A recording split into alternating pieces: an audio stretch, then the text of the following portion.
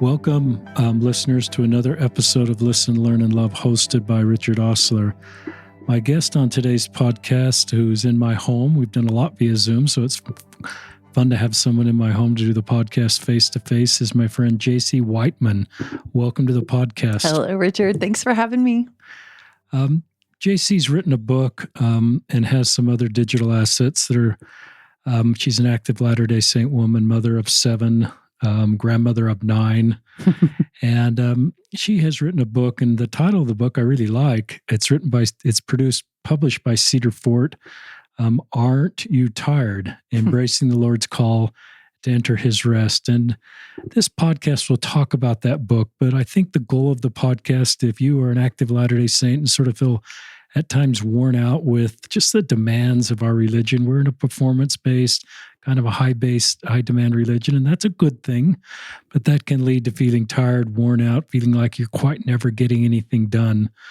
Women may feel that a little bit more than men, but some men may feel that. But our joint hope is this podcast will help you just feel at peace, even if you're not at the finish line in everything you want to do. And I think Jaci has some wonderful insights to help us all feel that. So that's our hope. At the end of the podcast, I hope that ideas have come into your mind or the people you love, just to help them find more peace in their life and get permission for themselves to rest at times. Is that okay for an introduction? I absolutely love that. So, amen. Everything that we're going to talk about, I'll put this in the show notes. You can go to Jaci, Jaci Wightman. There's no W there. It's just WIGHTMAN. Yep. .com. And so her books will be there. She has some other assets that may or may not come up in this podcast, her own YouTube channel, and some other things that she's done. So that's where you can go to get more information on anything that comes up in the podcast. So with that, I'll turn it over to you, Jaci. Oh, I love it. I love it. Let's dive in. This is such a privilege. I'm excited to chat a little bit. I hope you continue to chat with me as we go into this. You got it. This book was born out of my own personal story. It wasn't that I set out, I'm going to go write a book. I was just a mama with a lot of kids going through my own personal experience. And as I studied and kept notes and looked into things, I started really seeing some things in a new way. And so this kind of grew over many years. But it's interesting. It was almost during the quarantine that it hit me that I finished the manuscript during all of that. But what happened was when everything shut down, and none of us were very happy about it, right? All of a sudden, though, there was a little bit of relief. There was a little bit of, oh, I can breathe a little. It wasn't that, I missed my church family. I loved my friends and the sociality of it, but not having all the meetings and the responsibilities, get to the temple and get to ward council and do this and do, not having all that, I started noticing that it was a bit of a deep breath, oh, okay, I'm not really missing it yet. I'm tired, and that felt good to take a breath. And I started hearing that from other people. Just sure, we want life to get back to normal, but I'm not sure I do. This is nice to rest. And what struck me, Richard, is that how you're supposed to feel about your religious life? Like a relief that it's over, or a relief that it stopped and I could get off the mouse's wheel for a minute? Suddenly that began to concern me. Wait a second. Is this how I'm supposed to be living the church life? Because if I'm feeling relief that it's over, maybe I'm looking at this the wrong way. And so I began working and playing with this manuscript. And what I want to share today, let's just dive into some thoughts on Christ's life. And maybe we'll make some comparisons with our culture and kind of how we do this religious thing. If you look at how he encountered so many different people, just looking at that part of his personality, if we study him, we can learn what he values and what mattered to him. And so you start to look at the people he encountered and how he reacted to them. So Christ encountered all kinds of different, for the lack of a better word, quote unquote sinners, right? The outcasts, the marginalized, the rejected, those that were the woman caught in adultery, or the woman at the well, or Matthew. He called one of his 12 was a publican, and he was despised by his culture. Like, he encountered so many people like that, and never once do we see condemnation. Never once do we see him pointing his finger and saying, get your life in order. You need to, he could have. But then we have this other group of the Pharisees. And here we have Jesus showing all this mercy to people that had done all kinds of things that were seen as sinful. And all he did was show mercy and love and embrace them and reach out to them.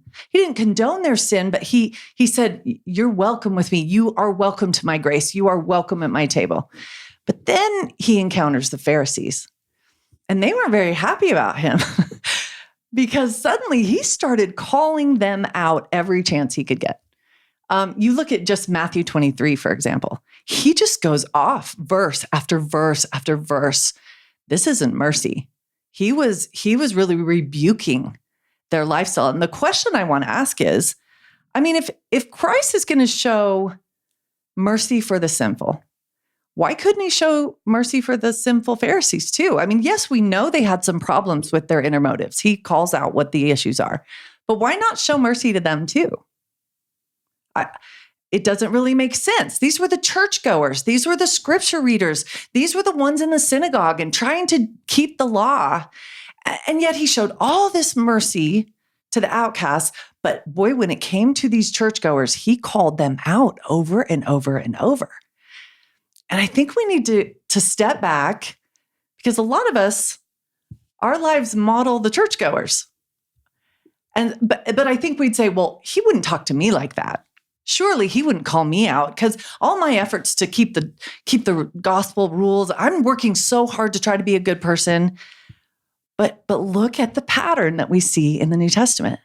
Mercy for the outcast, but a rebuke for the Pharisees. And now, not all the Pharisees. Granted, Nicodemus, there were Pharisees that came to Jesus. It wasn't them as a whole. It was the mindset. So what I want to suggest is, and what this finally began to settle on me, was that they had turned the gospel into this performance-based thing, this checklist religion. In fact, I was just reading this as I was prepping for this week. They had created it wasn't just about keeping the commandments. They had 613 extra rules to help you keep the rules. So for instance, if the law was to keep the Sabbath holy, I read this, Richard, you won't believe this. I read this yesterday. The Jewish scholars created 39 separate categories of what work meant, so that you would know how to keep that Sabbath holy. And so then, in addition to the 39 categories, there were subcategories.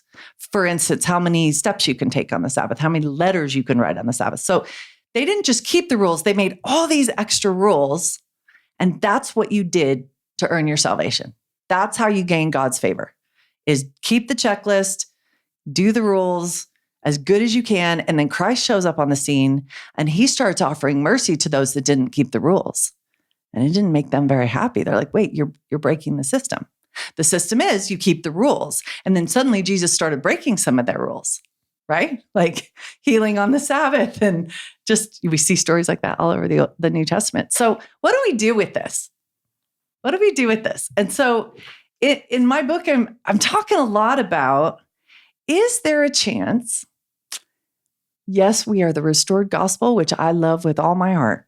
But is there a chance we too sometimes slide into a more rule-based, performance-based daily living of the gospel than what Christ came to offer, which is, I'm offering my grace. You don't have to earn it through your performance.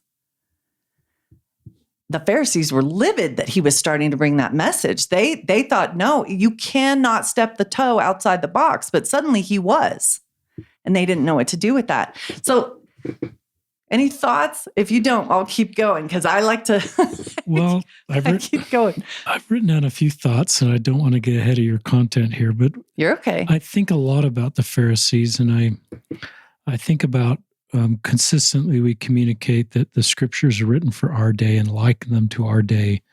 And I think that applies to all the standard works. So I think it's good, like you're doing, saying, why is, Christ chose to come to earth during this time, and what lessons does he want us to learn from his ministry, including his relationship with the Pharisees, that apply to us. And so I think it's really good what you're doing is, and I think the Pharisees can cause tension because it causes, just like you're inviting us to, those that are active Latter-day Saint to look inward and say, could some of this apply to me, even though we have the restored doctrine?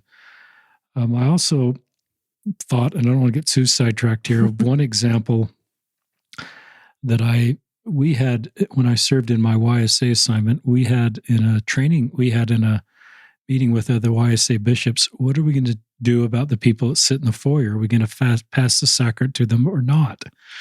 And we kind of had this, and I recognized some of, we were creating rules. Exactly. That you had to be in the chapel to receive the sacrament. We looked to the handbook. There was nothing in the handbook. And I think there were some that felt like, well, this is the sacrament. This is a important ordinance. They need to be in the chapel. Yeah. There were some others that said, they're just, if this is the best they can do, let's take the sacrament to them. Yes. And we netted out in that space. Yeah. And I thought it was the right decision, but I think it teaches a principle that we should not do the sort of things that you're inviting us not to do. It didn't change our doctrine. No. To bring the sacrament to those in the foyer. Nope. And if we had a podcast with foyer sitters, they probably have. I had one person mention why she was in the foyer in a podcast, but there's probably, and so there's a principle there that I think you're sharing with us. And the last thing I wrote down, and then I'll get back to you, is sometimes I think, I have a temple recommend. I'm glad to have a temple recommend. I invite people to have temple recommends, but I wonder in my life if that's given me a false sense of security, that I'm at the finish line with what I need to do to look inward, because I've sort of hit all the checklists and I'm square with the church. I'm square with my local leaders. I've got a temple recommend. I like having a temple recommend, but I think something that, and I may continue to fall in this trap, is give me a false sense I'm at the finish line. But there still may be stuff I need to do to fully be like Jesus. So with that, I'll send it back to you. Ooh, I love that. That's perfect. Perfect.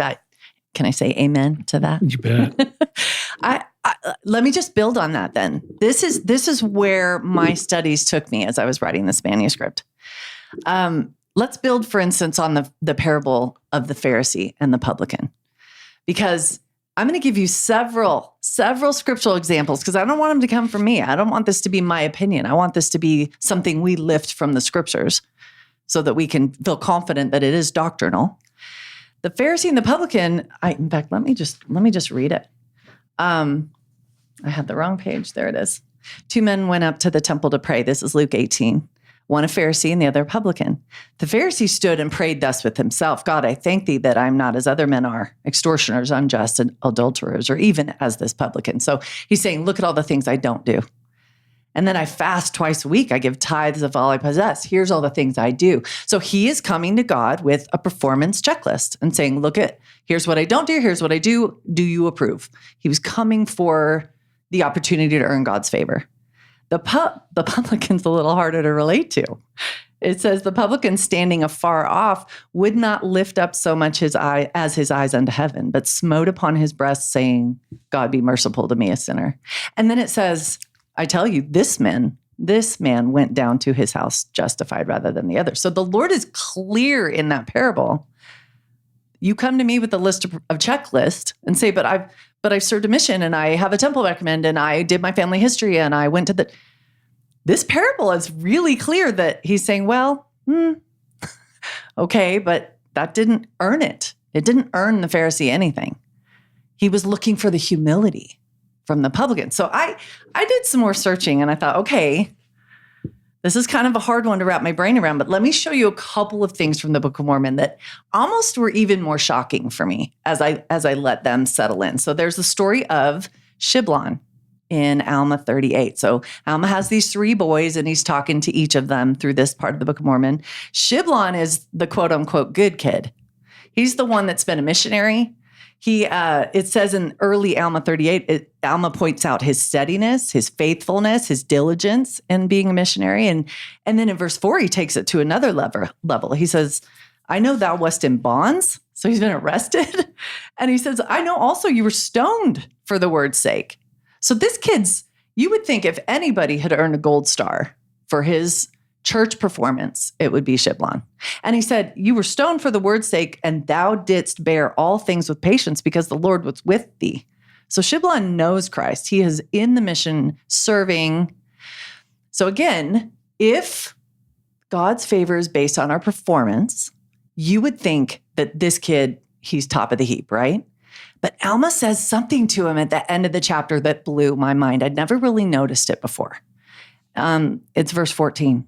He's closing up his counsel to Shiblon, and he says, do not say, O God, I thank thee that we are better than our brethren, but rather say, O Lord, forgive my unworthiness. Yea, acknowledge your unworthiness before God at all times. Think about that for a minute. Like this kid, you don't get to be a better missionary description than this, right? And yet Alma says, acknowledge your unworthiness before God at all times. To me, that's just like the Pharisee and the publican. He's saying, don't stand up and start making it about a checklist. You drop to your knees and in humility acknowledge your need for Christ. Don't ever get caught up in that list of service and all the good you've done. You acknowledge your need for him. And man, that made me think about how often, like you said, I can get pretty complacent because I have a checklist checked off. Am I, in my mind, maybe not with my words, in my mind, am I self-satisfied because of the checklist? Or am I truly, am I acting like the publican where he is falling on his face and saying, oh, Lord, be merciful to me? Am I offering that humility? Am I, like Alma just said, acknowledging my unworthiness? Let me give you one more because it plays right into this. It was in Mosiah. So we get the people of King Benjamin they are gathered at the temple to hear from their king. And it says in Mosiah 1, quotes specifically in Mosiah 1 that they are highly favored of the Lord and they're diligent in keeping the commandments. So we know what these people are like. In fact, the previous chapter said that they had rounded up all the false Christs and kicked them out. So these are good people that are keeping the commandments. But then later, in just a couple of chapters, he starts to speak to them. And again, if God's favor is based on performance, he should be up on that tower saying, you are highly favored, you're amazing, you've done so well, you've done all this stuff, God loves you because of all your checklist religious things. He doesn't say that. He says in Mosiah 4, listen to this. He talks about their nothingness and their worthless and fallen state. That doesn't make any sense. In fact, Mosiah 4, verse 11, always retain in remembrance the greatness of God in your own nothingness and his goodness and long-suffering towards you, unworthy creatures, and humble yourselves even in the depths of humility. So this is where my brain was spinning writing this manuscript. Like, I think I had spent my whole life basing it on my works, my checklist, because I had done all the things. And yet all these stories are starting to go, wait a second. I don't know that that's what he values. Not that he doesn't appreciate our obedience. I want to be really clear on that. But if I'm using it to earn my salvation, instead of looking wholly to Christ as my Redeemer and my Savior, I think I'm swinging a little bit more toward the Pharisaical mindset instead of relying 100% on the Lord's gift that he gave his life to save me from even in my checklist state. I still had sins. I still had things that needed to be forgiven and redeemed. And yet I think I just got so complacent. Let me close with one quote, and then I'd love to hear your comments because I saw you writing over there. This is from Elder Uchtdorf. And in his talk, The Gift of Grace, I have probably read more than any other talk from General Conference, although there have been so many powerful ones. But this one, listen to this sentence. Salvation cannot be bought by the currency of obedience. It is purchased by the blood of the Son of God.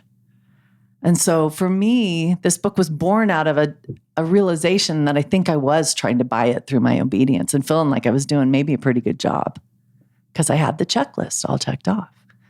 And yet, you see in the Lord's response to the Pharisees, you see Alma talking to his son, you see all these examples where he's going, humility. It's humility. It's your brokenness before me. You're admitting that you need me, which the Pharisees never did, instead of the checklist. I don't know. Well, I think you've struck a wonderful balance there that's not easy to do because you didn't sell out obedience. I know. So, and you really were clear on the end of that segment that this is not about selling out obedience. Exactly. To just get back to God because of grace and sort of eat, drink, and be merry because tomorrow we have grace. Yep. This is still, but you took us to kind of a higher, holier way. And I think Elder Uchtdorf's really powerful talk is the doctrinal foundation for what you just shared with us. And for some personalities, it's harder to do that because some personalities really enjoy, I don't mean that in a negative way, they love to just say what's required. Yeah. And I want the checklists, and that's just works better for my personalities. And some personalities, what you shared, and you have to live with the ambiguity a little bit that I don't for sure know what this means. I mean, I just have to then do the best I can, not be tired, and leave everything with the grace of God. And it's not like,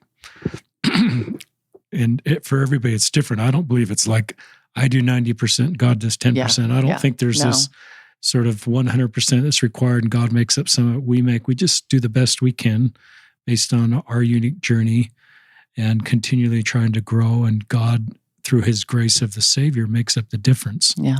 I think one of the scriptures that meant the most to me as I began to grapple, because I had all the same questions you're bringing up, it was an old paradigm that felt so safe. If I just check the boxes, I'm good. Like, just tell me what to do and I'll do it. And suddenly I'm reading these stories that are saying he values humility more than, but I think the thing that really helped me, because as I began to say, wait a second, can I move past performance-based religion and move to a state of grace? I think the biggest thing that happens when we're stuck in that performance-based paradigm is we feel like we'll never be enough. Yeah. Because when can you ever do enough? Even if you have a huge checklist. Let's say you're the ward superhero and you do have a huge checklist, but there's always more you could do. And so I think we battle inadequacy. I mean, I hear from women all over the church that message of I'm not enough, I don't feel like I'm enough. I sometimes wonder if it's because we're measuring ourselves against, we're picturing the Lord up there with a checklist, looking at us, measuring our performance, because that's how we think we earn his favor. And we're never going to be enough if we're doing it that way. If we see it as a gift of grace that we don't have to earn, then it starts to heal that not enoughness. It at least has done that for me. Once I realized, wait a second, I don't have to stay on this mouse's wheel to earn his love. I can have it just as I am. That's what the gift of grace is. That's what he offered to all those quote unquote sinners we were talking about. The woman who rubbed his feet with her hair, and Simon the Pharisee was like, why are you letting her touch you? She's a sinful woman. And yet Christ just attracted them because he offered this free gift. They didn't have to earn it through their performance. Something shifted in me sorry, I'm going to get emotional. When I started to realize that this gift that he offered us is maybe so much bigger than my mind had ever comprehended. I think I gave words to the atonement and I talked about grace, but I lived as if I had to earn it. Does that make sense? It does. And during the quarantine, I stepped off the mouse's wheel and I went, wait a second, like, I'm not sure I'm supposed to get back on that. It doesn't mean, like you said, it doesn't mean I'm saying I don't have to obey anymore. That's not what I'm saying. But the trying to earn it through my obedience, that was the mouse's wheel I stepped off of, thinking, I can't see evidence of scripture that that's what he wants. He just wants my heart. He just wants my humility. And then he can be my enough instead of me trying to be enough on my own. I don't know. That was big for me. That was really big for me. I made a list too. Let's try some of this. And I want to see what you think. When we are in a paradigm of performance-based religion, kind of like a Pharisee, where we're just like, okay, I've got to keep all the little rules. Yes, we'll end up feeling like we're not enough, like we can never work hard enough, never be good enough. We can feel insecure. We can feel unworthy if we're just measuring it by our performance. But then also, we haven't even talked about the exhaustion, the burnout, the overwhelm of, I had a friend once. Oh, I love her so much. She had been going to the temple once a week. And one of her leaders stood up and encouraged the whole congregation to double their temple efforts. I know. And so she came to me and she went, well, she had just been given a new checklist in her mind. Well, I guess I got to go twice a week now. And I was like, wait a minute. Is that how this is supposed to work? Like everything that we got to put this on our plate. We got to put this on our plate. And I got to make sure I'm getting my family history. And I have to make, I asked the question in this book, is that really what it's supposed to look like? Here's all the things we're supposed to do. We're supposed to shove them all on our plate and get them all done and try to work as hard as we can to make sure we're ministering and make sure we're in the scriptures every day and make sure we're perfect at this and perfect at that. Suddenly I realized, well, what I really did was just kind of let all the spinning plates fall. And then I took it to the Lord and said, do you want to help me with this? Because I think I've been putting the spinning plates in the air. What do you think about this? Which plates are important? And I'll tell you what, I began to get promptings and guidance on things that he was like, I never told you to spin that plate. You were doing that.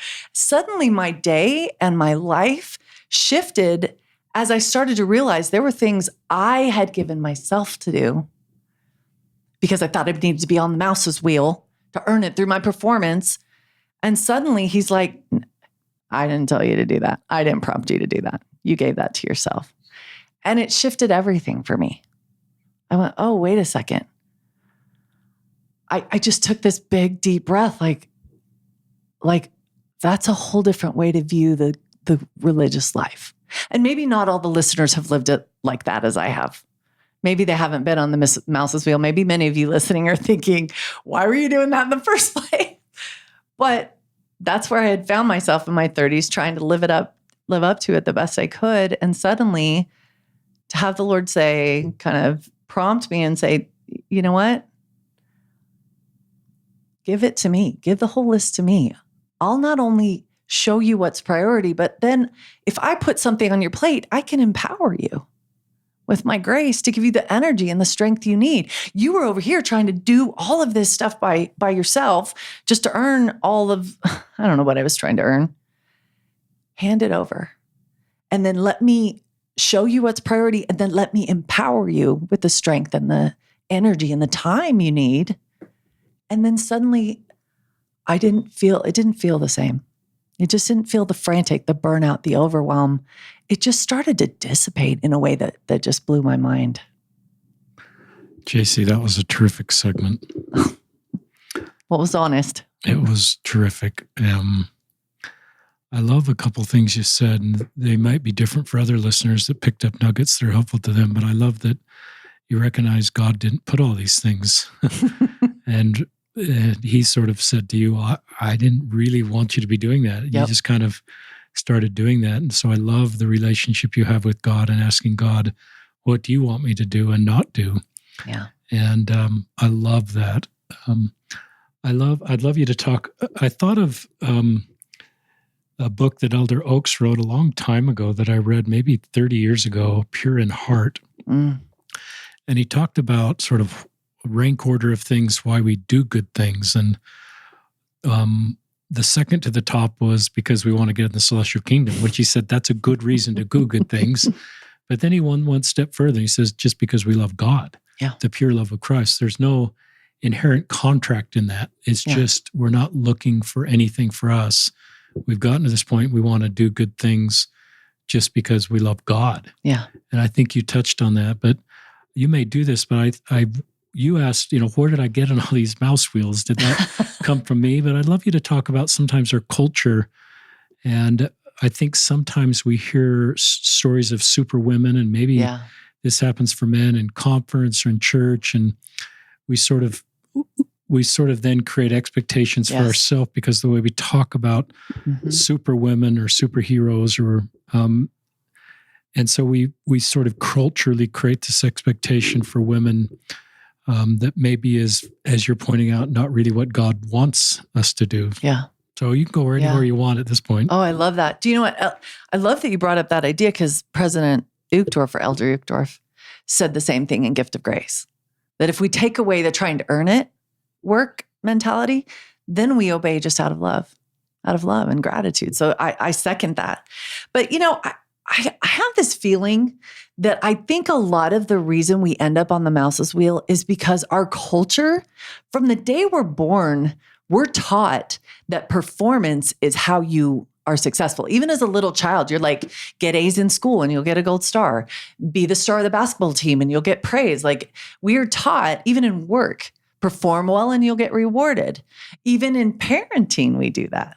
You perform well and you won't be grounded, right? I mean, it could apply in so many ways. And I'm not saying that system is terrible, but wait a second. If we look at the scriptures, that is not the system of the gospel. But because our culture is that way, I think it somehow slides into our religious life. The messages we're getting at school or at work or wherever, that performance is the measure of your worth. Suddenly it comes into the gospel because it feels like it makes sense. Partly it feels like it makes sense because it's like, well, if I do all these good things, then God will love me. But again, look at how Jesus interacted with people. If that's the truth of how it works, he should have gone straight to the synagogue, been best friends with all the Pharisees. They should have been his favorite because they were doing everything plus more. But why weren't they his favorite? He brought a gospel of grace and a gospel of mercy and said over and over, you do not have to earn it through your performance. That's self-salvation. That's self-salvation. And that's, I think, what got him so riled about the Pharisees, is because they didn't need a savior. They had the system in place. And that's where I think we drift, oh boy, as women, but I think all of us, women, we just have so much on our plate, raising kids and doing all the things. And boy, I was in the depths of that. But the message that we just tell ourselves sometimes is that I have to perform to have worth. It baffles our minds that he could love us in our brokenness, I think. Maybe we had parents that didn't do that. Maybe we were leaders, coaches, people in our lives that when we didn't perform or live up to expectations, we got the silent treatment, or we got rejection, or we got abandoned, and so it's been reinforced in our minds that I can only be loved if I perform. This could go deep for some of us, maybe not all of us, but boy, this message is in our culture. And so of course we would naturally bring it into the church culture and believe that God's the same way as that person. I have to earn his love. He couldn't love me in my brokenness. Look what I've done. Even if it's just something as simple as yelling at your kids, or I have all kinds of stories like that where I was a mess. Motherhood brought out the worst in me. How can he love me when, look at what I just did, or look at that moment where I was just, it's humiliating. How could he love me? This is almost an upside down way of looking at it. And so it is kind of hard to wrap our brains around the fact that he's coming and offering grace right where we are, no matter how broken we are, no matter what we've done, no matter our past. That's the beauty of the gospel. In fact, the gospel means good news. And to me, if the gospel is you have to earn it and work as hard as you can, and maybe if you keep all the rules really, really well, maybe you'll get the celestial kingdom, that's not good news. That's not even kind of good news. But the news that you don't have to perform, that you don't have to be anything, that he is just offering that grace right where we are to lift us and change us and empower us. To me, that was just this overwhelming release of a burden that I had carried for many years. It's a really good segment.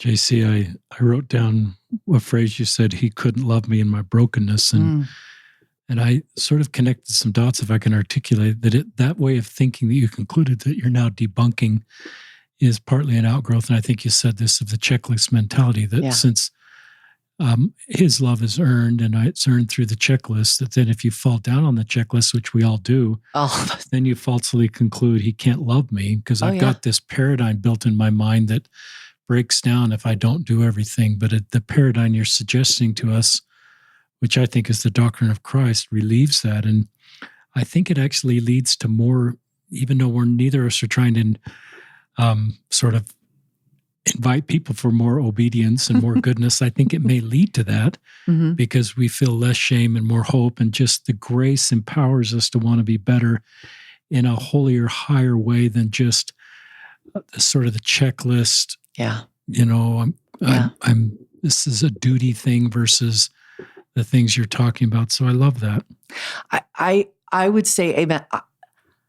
For me, I think the greatest shift I've felt in beginning to move in a new direction with this is exactly what you said. When we believe he's measuring our performance to base his love on that, we need him, but we won't grow close to him. We'll shy away from him. If we think he's judging us and looking down his nose at all the things we've done, we will run from the very person who can heal all of that. But if we don't, and again, I had to get deep into the scriptures, and I do a lot more with this in the manuscript, in the book, but I had to get deep into the scriptures to really convince my psyche. It's the greatest news, but it's hard to believe that he can love. Let's say I just lost it and screamed at my kids. I'm not saying I ever did that. I did it all the time. But there's so much shame in that moment, like you said. I want to shield that from him. I want to hide it from him. I don't want him to. I tell myself, well, I better get my acting gear and clean all that up, and then I can go to Christ. Then I can. But boy, I'm not going to him in this mess that I'm in right now, because that's embarrassing and it's humiliating, and he's not going to accept me. And yet we just went through stories where every single outcast, leper, sinner, in that he ever encountered, he embraced with open arms. So why do we tell ourselves? We have a whole book of New Testament showing his love and his compassion, but yet we tell ourselves, no, he can't love me in my current. He can't. Why would he? And maybe that's reinforced by people in our lives that show us, that reject us in that state and show us and shame us, and so the message has been reinforced. And so, of course, in our minds, we're like, that's not how it works. Can I read you a quote? Please. This is from Elder Christofferson. I just love this. It was a talk, Be at Peace, in December 2015. He said, some years ago, I heard a radio interview from Bishop Desmond Tutu, the Anglican Archbishop in South Africa. And he said, during the interview, the host asked a perceptive, inspired question of Bishop Tutu. He said, have you found that your relationship to God has changed as you've grown older?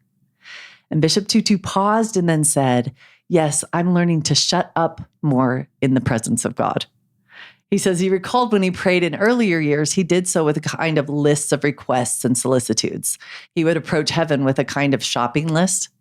But he said, I think I'm just trying to grow in just being there. Like when you sit in front of a fire in winter, you are just there in front of the fire and you don't have to be smart or anything. The fire warms you. And then Elder Christofferson says this, and I think it's so powerful. He says, I think that is a lovely metaphor. Just sit with the Lord and let him warm you like a fire in winter. You don't have to be perfect or the greatest person who ever graced the earth or the best of anything to be with him. Let that moment be one of rest and refreshing and reassurance and renewal. And that for me was the impetus to keep writing and to keep working until I could get this in print. Because as long as we're in a performance-based mentality, we won't feel comfortable just sitting with him, being with him, letting him renew us and refresh us and lift us, because we'll be so worried about all the ways we're not performing. The natural man is real. None of us can go a day without some reminder of that. And so moving away from that performance-based mindset that I had to earn it through my performance to just sit with him. And like Elder Christofferson said, you don't have to be perfect. You don't have to be the best at anything. You can be as broken as all the people that we see in the New Testament that he just enveloped and wrapped in his arms and embraced and said, I know, let me empower you. Let me change you. You never was supposed to do it by yourself. So that's revolutionized my life. It really has. It's really good stuff, Jaci. I'm trying to think. It's really needed stuff right now. Life's really hard. Yeah. And our culture can add to that, and self-imposed expectations are part of that. And I do look at the life of Christ and what that means also for our day and what he's inviting us to do. I think of everything you're teaching us and sharing with us, and I think of how it applies for those listeners that are parents, because the principles apply. I think you're talking about God feels about us, and I think that's some of the same things if you were talking to parents, especially those that you have kids at home, the kind of culture you can create in your home with the principles Jaci's sharing with us, I think helps your kids. I don't think it helps them to be less performers. I think it may help them to just feel at peace with who they are, and your love for them to help them do better in life, and be maybe sustained in a longer way because of the principles that are more long-term that you're sharing versus maybe short-term results focused. So I thought about that. I also wrote down those of you that are in these really high demanding callings. I wrote 3 down: Relief Society president, Elders Quorum president, and bishop. Yeah. And whenever I hear someone called into those callings and I happen to visit with them or see them, my first reaction is to take pressure off them, because there's no way they can do all that is sort of suggested they do. They have stewardship responsibility for hundreds of people, especially with Elders Quorum being combined. And I just think they have to be at peace that they're not going to reach everybody and change everybody's life, but they can maybe for 3 or 5 people be the person that makes an incredible difference in their life. And just know that God's with you and his grace will reach the ones you need to reach. And that contrasts with a calling I had once, Jaci, which I was in charge every night of locking up the building. It was called the PFR. And I still don't know what that stands for. But it was the only calling I've ever had where I knew I was done. There was no dissidence. It was a checklist because there were just locks. And there were windows. And listeners, I never felt the spirit over there at the church. In fact, my wife knows I'm kind of a scaredy pants when it's dark. And she knows I went over there alone in the building. I took our little dog with us, and I figured our dog would bark. But that's a little bit of a tangent. But I just love what you're teaching us. And I think of some of the podcasts also where there's an OCD that's sort of the OCD of certainty, that you need to have certainty. And some of that can bleed into you need to be clean spiritually, and you need to be clean by washing your hands. And some of the exposure response therapy you do is to learn to live with the dissidence of not knowing if you're perfectly, scrupulosity can get in there if you're not perfectly. So you need reassurance all the time, or the reassurance or the compulsion is washing your hands. So for some personalities, what you're suggesting to do is hard. Oh, incredibly hard. Because you want the reassurance to know you're okay with God. But I think it's so you have to live with the dissidence that but the doctrine supports what you're saying, is the grace allows for whatever gap is that you're sensing dissonance with to be at peace and just, I'm doing the best I can. I need to be at peace with who I am today. And not just look at your older self and say, I'll be at peace when I'm there. But be at peace where you are, even if it's not where you hope to be sometime down the road.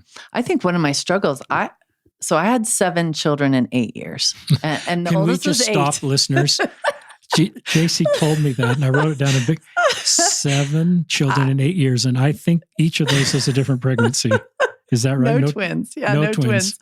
That was not my plan, Richard. I was not the girl grabbing every baby at church, and that was not my plan. Now I can tell you more than 100 reasons I would do it again in a second. Now that I've done it and see how good it was, how much fun it was. It wasn't always fun, but it was perfect for us.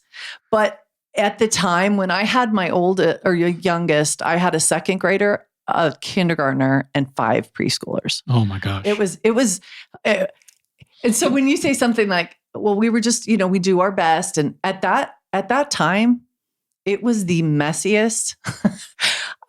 I'm not here to say I'm a patient person. It was survival of the fittest. It was 1 minute at a time, not just 1 day at a time.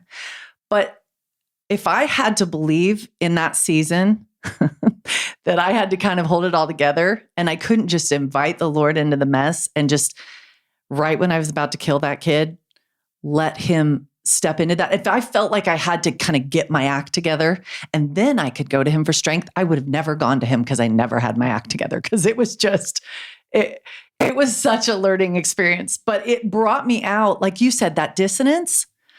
I kind of got to a place where I started to realize, so here's what happened. I was starting to actually resent all these children because I could never get quiet time in the scriptures. And I knew I needed it to be rejuvenated. But I mean, there was a baby or a kid or someone from the minute I woke up there was never any quiet time. I'm like, how am I supposed to get renewed and filled? And suddenly, as I was praying about it, it was that idea of bring me into the mess. You think that I can only be with you in the whitewashed, the kids are all asleep, the house is clean. Now you can sit down with me and get revelation. That was never happening.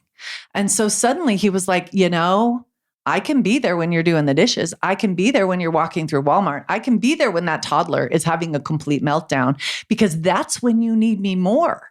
I needed him 1,000 times more in those messy moments than I did when everything was whitewashed and the kids were asleep. And then I could have my little spiritual moment. Not that those are bad. Those were huge for me, but they were so rare that I had to shift my mentality to making him my partner. Even when things were super, I might have yelled at the kids, and then it was like, hey, help me get my act together. I don't know if I'm explaining this well. That's great. But it was just a shift from thinking I had to have my act together to be worthy of sitting at his feet. Instead, it was me at my worst saying, Lord, just get me through the next minute so I do not kill this 2-year-old or 3-year-old or whatever. And I did it with teenagers, same thing, right?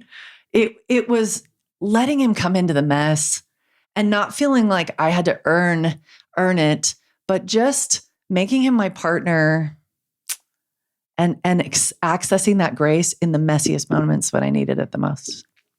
I don't know. Listeners, we've done so many of these podcasts, but I'm just struck by the things I'm hearing for the first time, and your vocabulary to communicate your thoughts, Jaci, is just terrific. But I love that you just are vulnerable about your brokenness and the messiness. And I think some can relate to 7. No one, maybe not too many, can relate to 7 kids in 8 years. But when you took us to Walmart, and you took us to how many were in preschool and how many were still at home. And then you said, I learned that God's with me at Walmart. Yeah. And he's with me when I've probably got a crying kid. That's just beautiful. Yeah. Well, because it just teaches a principle that I think the temple is I think I love the temple, but it's not a place like Walmart. No. It's very different. And we often talk about the personal revelation we receive in the temple. And I think that's good, but sometimes it may communicate a feeling we're not going to receive personal revelation. We're changing a diaper. Right.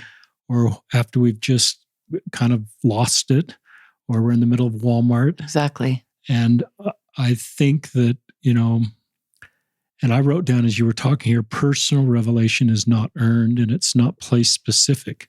Yeah. It's just there. Yeah. because of grace and because of God's love for us. In fact, he probably would love to talk to you at Walmart or when you're doing the dishes and in the temple, because I think our heavenly parents want to talk to us a lot. Yeah. And I think sometimes we just don't feel they want to talk to us right now because we're not our personal best. Yeah. And none of you, what you said is sin related, but I think you would say, those, we're all working through sin, but I'm particularly thinking of the YSAs and my YSA son, because that's just a tougher time. There's more messing up. There's so I would assume in so much in the YSA age than there is. I'm in the 60s, so we could measure the aggregate messing up per capita for 60-year-olds versus 20-year-olds. My guess is it's higher for 20-year-olds. Yeah, the world's different for them, and so I don't want to make that joke of that too much, but I just think a false conclusion is, well, God will sort of be with me once I'm sort of through my messing up, and I've sort of gone through the stages of repentance that I can do on my own, and then I'm going to turn to God, because then I'll finally be worthy of his love again, and the personal revelation he wants to give me, he'll finally start talking to me. And I just think he talks to us.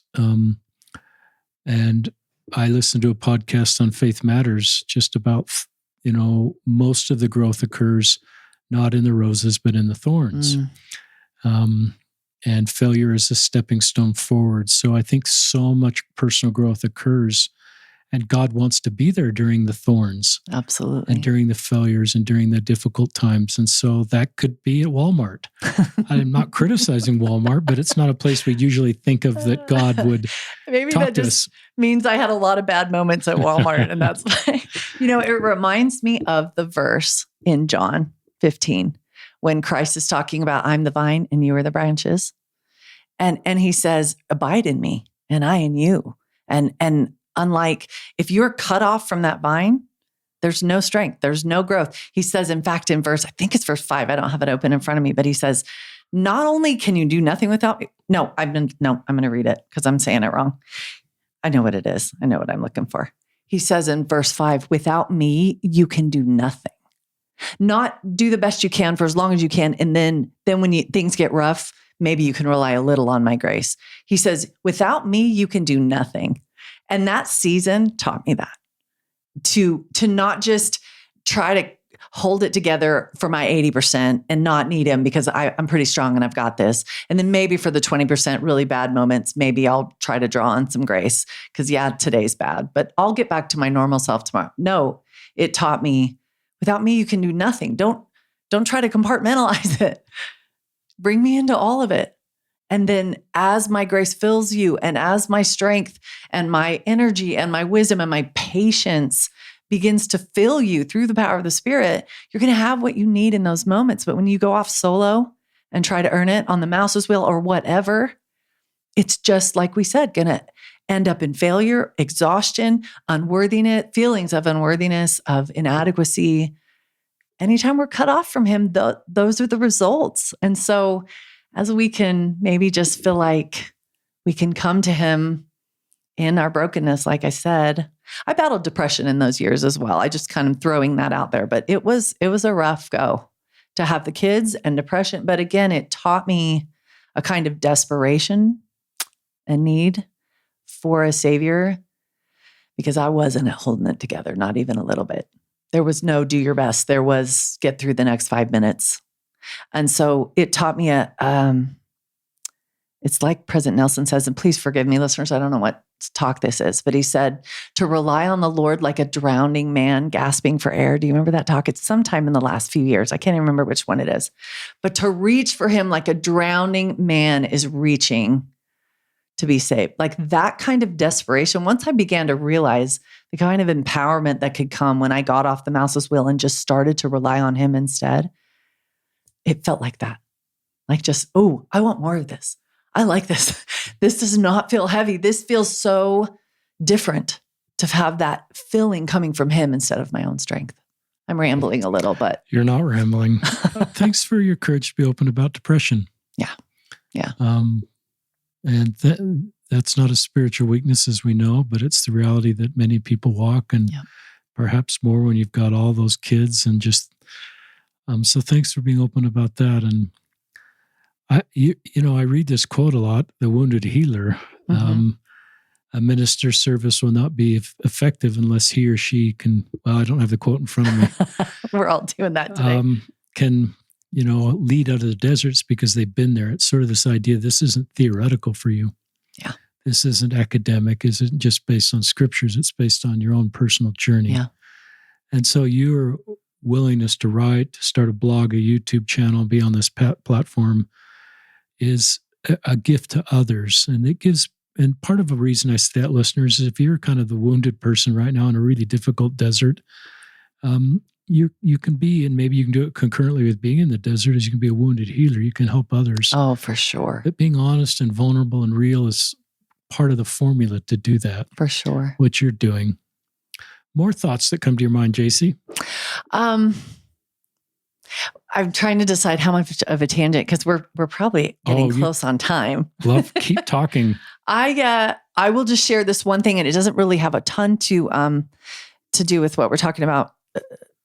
Well, that season of depression has actually turned into I'm trying to decide how much to. Go for it.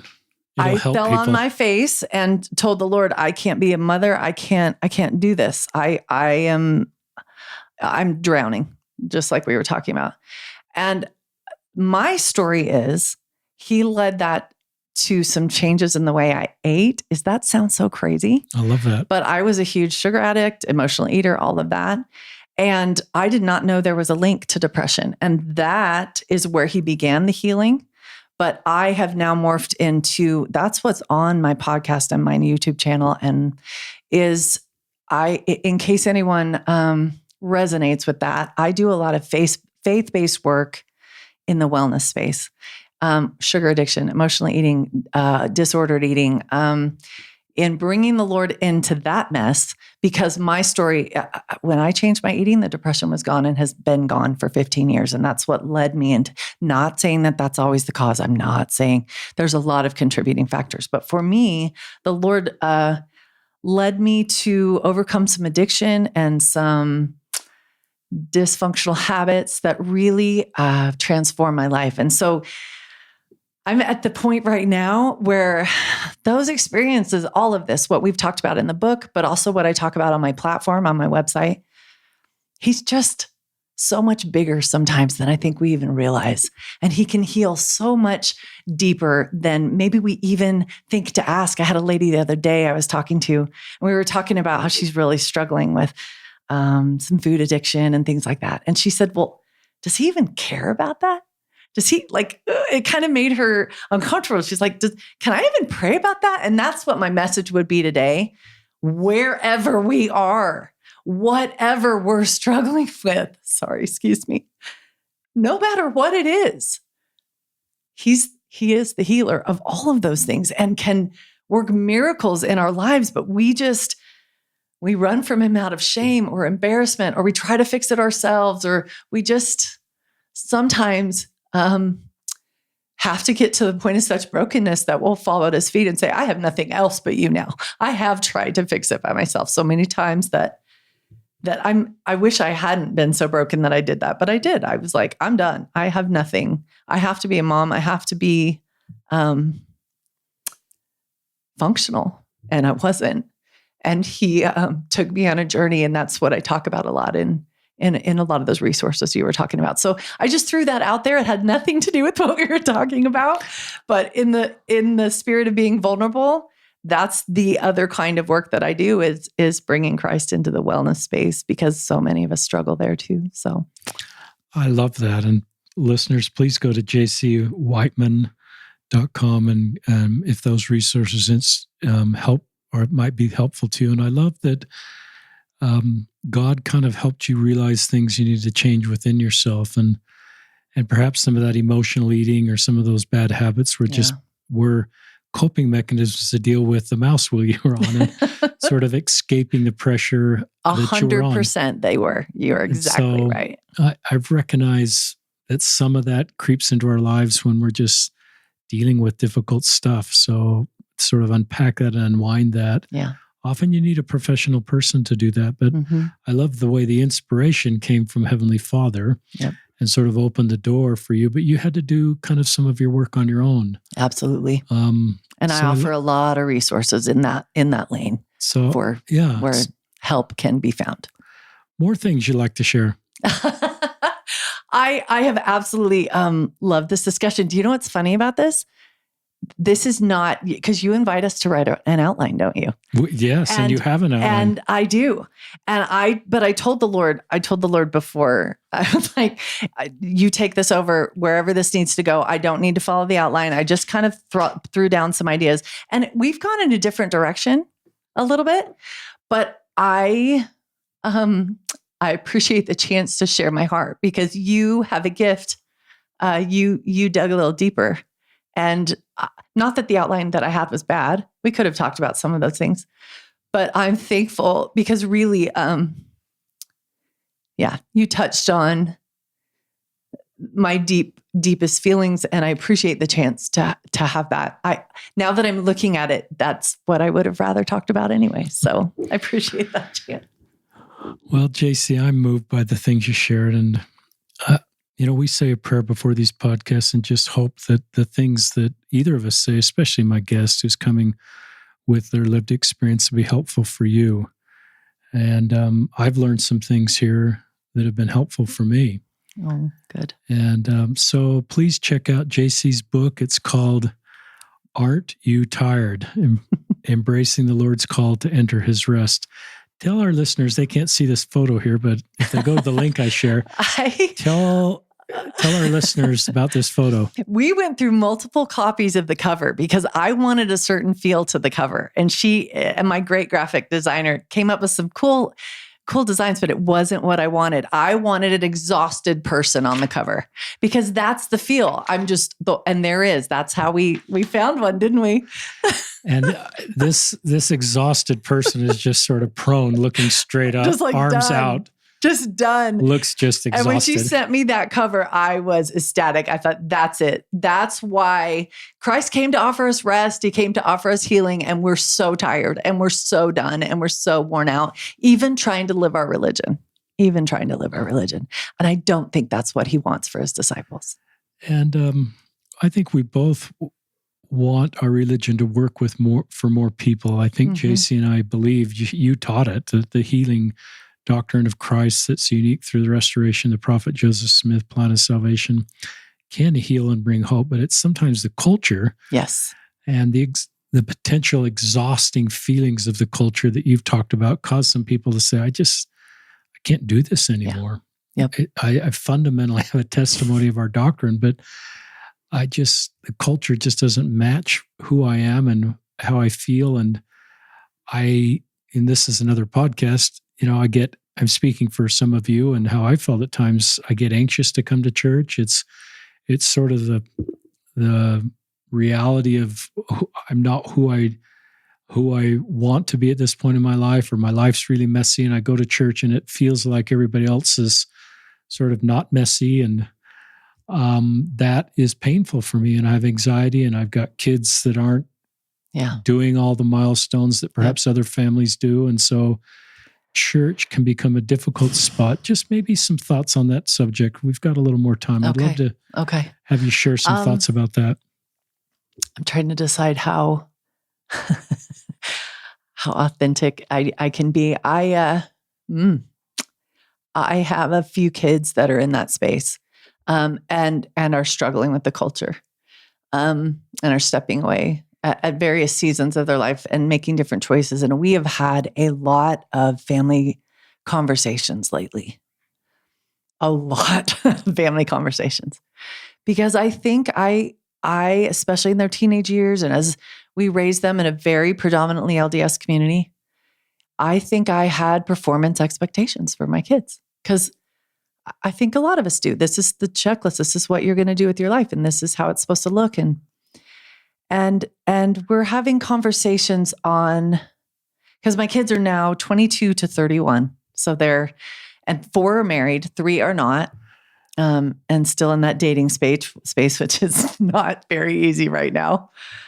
But we're having conversations about, Is this okay, Mom? What about this choice? And what would this look like? And redefining not the doctrine at all. Like you've said, we're as a family just feel so strongly about the doctrine of Jesus Christ, but we're starting to have our eyes open through these adult kids to cultural things that I think could shift without the doctrine changing at all. Let me give you an example that happened the other day, and it isn't a kid thing. It isn't a young adult thing at all. This is just an example of a culture that sometimes you sit back and go, wait a second, what? My husband and I went to state conference, and it's just the two of us now. So we went to state conference, and he wore a blue shirt. He didn't think about it. He just put on a blue shirt. And he got several comments from people. And one man even leaned over and he goes, man, you're pretty brave to wear a blue. I wish I was that brave. And we looked at, and he looked at me and told me, and then he looked around and he goes, I think I'm the only one in here wearing a blue shirt. Wow. And we went home and talked about it. And it's not the blue shirt issue. We went home and looked in the handbook. The handbook says nothing about wearing a white shirt to church. Now, if you're listening from another state or another country, this is maybe a Utah thing because we live in Utah, but just a simple cultural thing like that, where he kind of got razzed a little for wearing a blue shirt, where there's nothing in the handbook about even blessing the sacrament. There's nothing that says that has to be a thing. We sometimes wrap our culture around some of these rules. And we were talking about those kinds of things with our kids. What is culture and what is doctrine? And maybe we need to have some more conversations to kind of peel away some of those layers so that then if somebody walks into church and they're not only not in a blue shirt, they're in blue jeans, or they're in a woman, heaven forbid, not wearing a dress, or when we're so tight in this cultural mindset, then we start to marginalize and reject and start pointing fingers, kind of like that happened to my husband. It was just a blue shirt. What if he had been someone investigating, someone wandering in? And I just think there's room to embrace the gospel of Jesus Christ, but question some of the cultural elements that maybe have snuck in. I think the Lord would be pleased to have us question what is true doctrine and what is just culture, so that we can have a culture that is more welcoming. Not that we aren't welcoming. I want to be so careful with this. I think we are, but I just have seen it in myself. Oh, that person smells like smoke, or that person, where Christ set the perfect example, like we were just talking about, and opened. What would he do if he came into our churches? If there were piercings or tattoos or blue hair or jeans, or what would he have done based on everything we've talked about this hour? And how am I responding?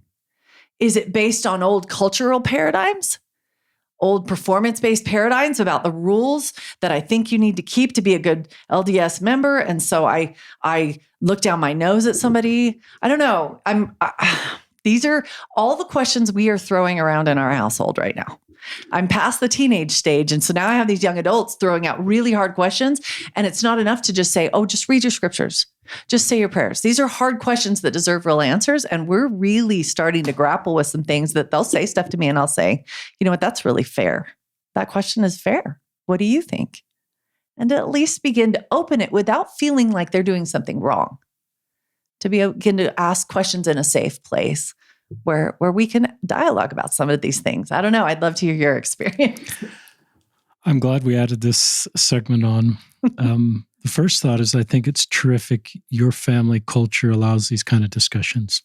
We didn't always. We're getting there. It's required it of us, but we didn't always. And I think that is a good thing. And I think if something I wish I'd done better, because our kids are the same age as your kids roughly, there's one less. Yeah.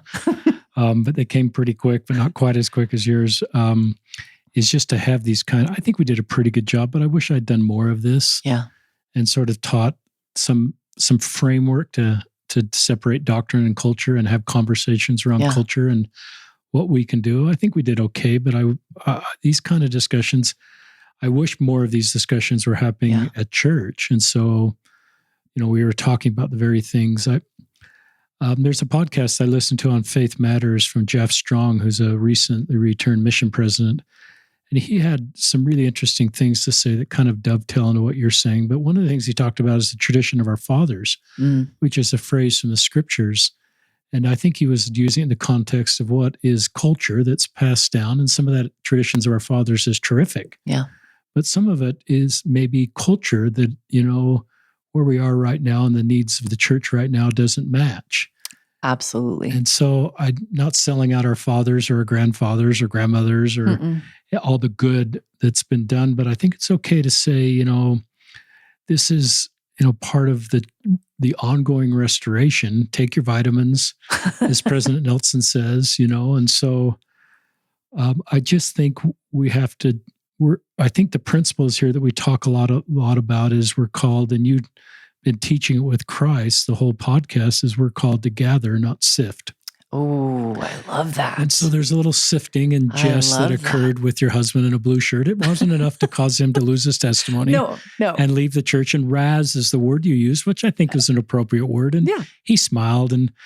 But it's a little bit of sifting, and it's a little bit of policing, and it's a little bit of boundary, and it reinforces that culture that I think, there's nothing in the handbook about that. And certainly, we had a cool experience in our ward. I don't usually share many experiences in our ward, but our organist, terrific, faithful member, wears a black shirt on the organ. He doesn't wear a tie, and he's been working with a couple of the young men in our ward to become organists. And so one Sunday, this young man was doing the organ, and he took his place passing the sacrament with this same black shirt and a tie. Yeah. And our ward culture didn't think twice. I don't know. I didn't poll everybody, but I think everybody was just, we're there to partake the sacrament, not to sort of police the people passing the sacrament. So I thought that was great. And I also wrote down I think Jesus, as you taught,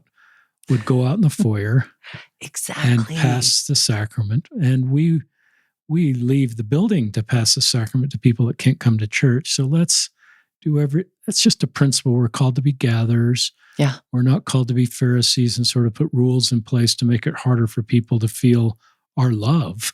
Exactly. I think the temple, there's a narrowing of the gate there with the belief and behavior hurdle, but culturally we shouldn't bring that back into the culture of our families or our congregations, as you've given many examples. So I think the hardest part about it is you look at the Pharisees' spiritual life, the religious world they'd created.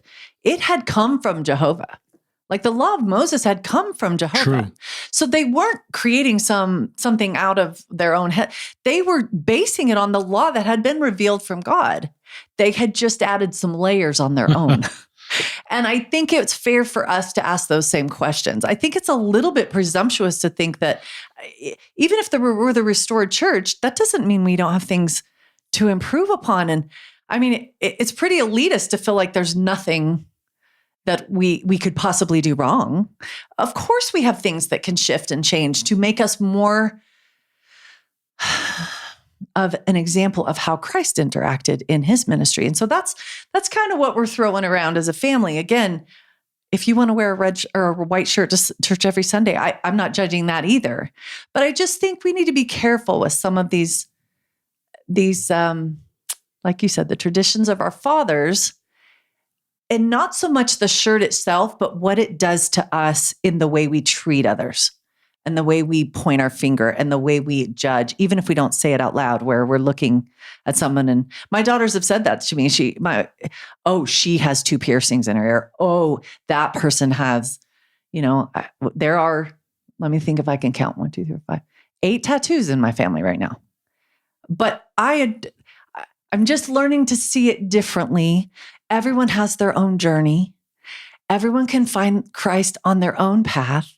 Instead of me pointing fingers, I'm learning to wrap my arms around and listen.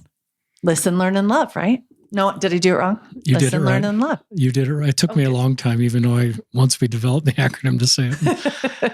I just love that closing segment. What a great closing segment. So listeners, Jaci and I hope this is helpful to you, that ideas will come into your mind that give you more peace in your life. We're not in the business of trying to get more anxiety in your life or feeling like you need to be more. We're in the business of trying to bring the doctrine of Christ into your life to better love yourself, better love and support those around you, and better bring us together as the same human family in love and support. So Jaci Wightman, no H there, Wightman. There is an H, but not after the W. Yeah, it's not like the color. Please check out this book, Aren't You Tired? We'll link to Jaci's website, and we'll sign off on another episode.